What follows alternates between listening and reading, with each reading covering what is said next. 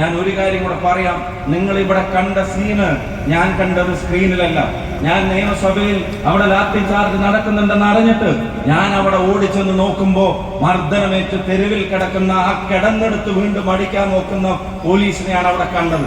അന്നത് തടയാൻ ശ്രമിച്ചതിന്റെ പേരിൽ അന്ന് 2 എന്റെ തലയിലും തന്നു. എന്റെ തലയും അന്ന് MLA ആയിരിക്കുമ്പോ തന്നെ എന്റെ തലയും പൊട്ടിച്ചു. അത് നിങ്ങൾക്ക് എല്ലാവർക്കും അറിയാം. ഞാൻ ഒരു കാര്യം കൂടെ പറയുന്നു.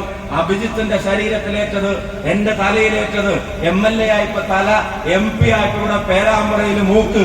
ഇതൊക്കെ ചെയ്തവരോട് അതേ തരത്തിലൊന്നും മറുപടി പറയാൻ ആഗ്രഹിക്കുന്നില്ല. ആരുടെ രക്തം പകരം തെരുവിൽ വീഴുന്നു എന്നുള്ളത് ഞങ്ങളുടെ ചോദ്യമല്ല. കാരണം ഇത് പാണക്കാട്ടെ തങ്ങളുടെ പ്രസ്ഥാനമാണ്, ഇത് ഉമ്മൻചാണ്ടി സാറിന്റെ പ്രസ്ഥാനമാണ്.